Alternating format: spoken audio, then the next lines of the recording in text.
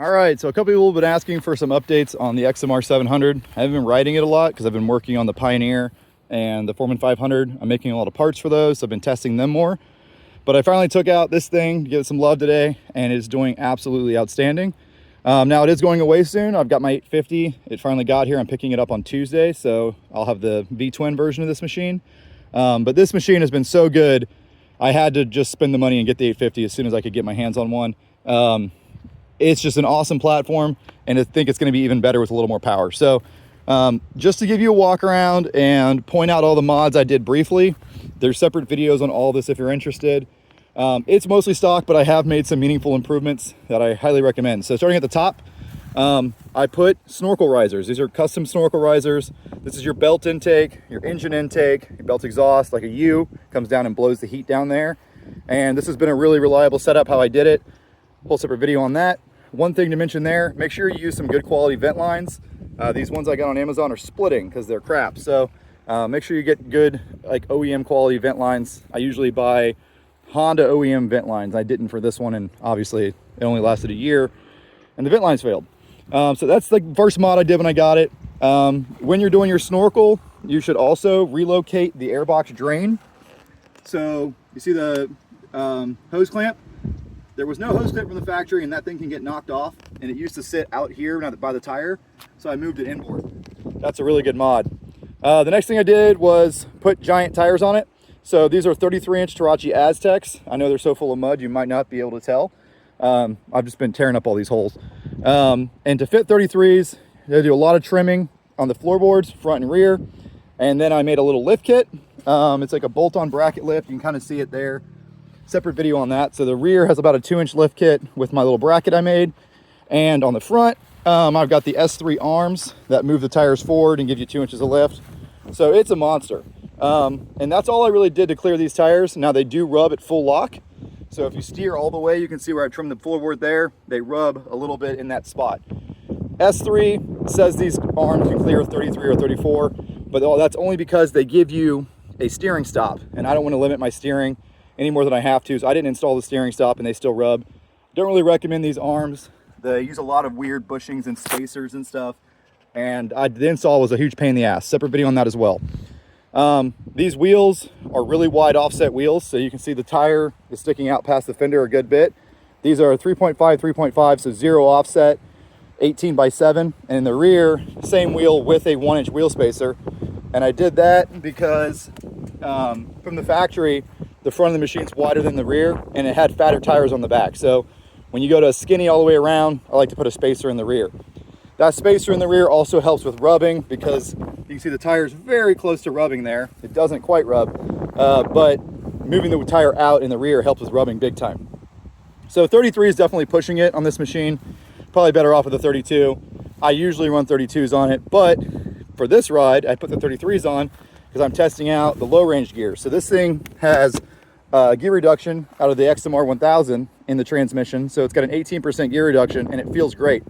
It hauls ass on these 33s on trails and high range, feels really good. Separate video on that gear reduction as well.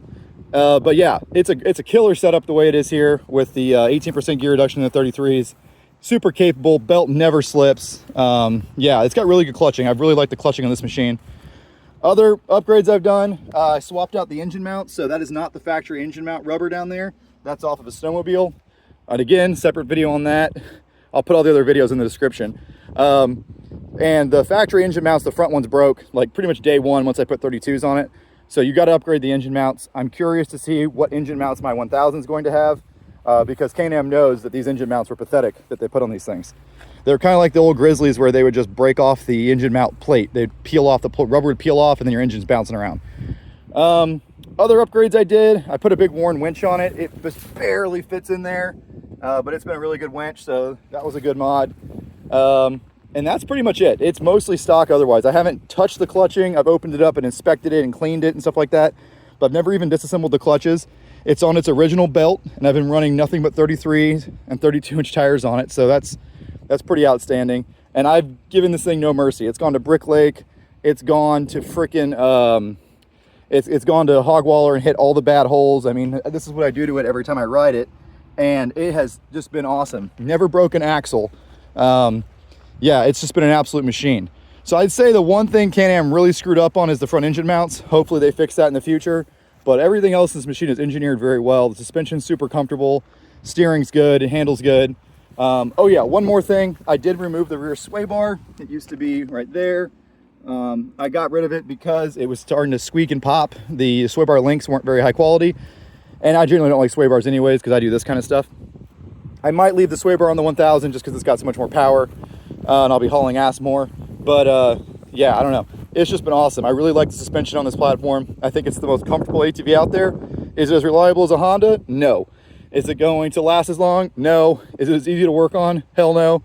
But if you want a comfortable machine with good power and really good factory gearing, this is the way to go. This thing turned 32 stock, no problem. The main reason I did the gear reduction was because number one, it's available and it's cool and it's cheap.